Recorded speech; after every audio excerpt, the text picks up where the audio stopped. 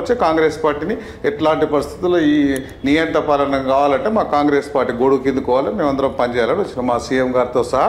ఇప్పుడు గెలిచిన 64 మందిలో 34 మంది కొత్తలే ఉన్నాం. సో అది 34 మందికి వర్తిస్తా. నెంబర్ 1. నెంబర్ 2 బీఫామ్ వచ్చింది. నెంబర్ 2 అతి ముఖ్య విషయాన్ని ఇప్పటివరకు నేను చెప్పలే, ఫస్ట్ వేదిక మీద చెప్పండి. కాంగ్రెస్ పార్టీలో నేను పోవడానికి చిన్నారెడ్డి గారే కారణము.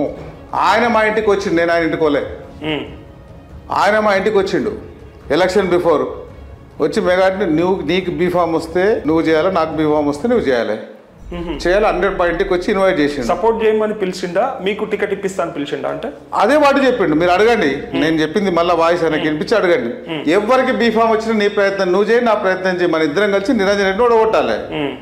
సో నువ్వు వెల్కమ్ చేస్తున్నావు, తీసుకుపోయి అక్కడ సీఎం పిసిసి ప్రెసిడెంట్ కల్పించిండు. అప్పుడు అన్నీ ఆయనే చేసిండు, ఢిల్లీ తీసుకెళ్ళిడు, అన్నీ ఆయనే చేసిండు. నేను ఆయన ఇంటికి పోయి నేను వస్తాను అడగలే. సో ఆయన పిలిచిండు, పోయినాం. సో పోయిన తర్వాత కాంగ్రెస్ పార్టీ ఇప్పుడున్న జనరేషన్ రాహుల్ గాంధీ గారి ఆధ్వర్యంలో, ప్రియాంక గారి ఆధ్వర్యంలో, కాంగ్రెస్ పార్టీ ఆధ్వర్యంలో సర్వేలు చేసిండ్రు. ఎవరికి సర్వేలు ఉంటే వాళ్ళకి ఇవ్వాలని. సో ఆయనకి ఇచ్చిండ్రు. పెద్ద ఆయనకు మీరు సపోర్ట్ చేయాల్సింది, ఆయన సీట్ కిందకి నీళ్ళు తెచ్చారు. నేను మొత్తం మీరు వినాలి.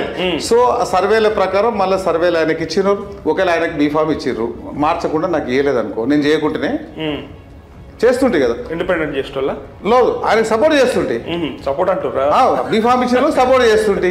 సో మళ్ళీ నాకు మార్చినప్పుడు ఆయన చేయాలి కదా. పార్లమెంట్ ఎలక్షన్స్ తర్వాత చేయలే, ఇవన్నీ అదంతా పక్కన పెట్టి ఉన్నప్పటికీ అప్పుడున్న పిసిసి ప్రెసిడెంట్ రేవంత్ రెడ్డి గారు వచ్చినప్పుడు ఫస్ట్ మైకు నాకే వస్తుంది. నేను ఏజ్లో చిన్నోని, నా పోస్ట్ చిన్నది. నేను చెప్పిన నన్ను ఎమ్మెల్యే గెలిపి నేను గల్లీలు ఉంటా.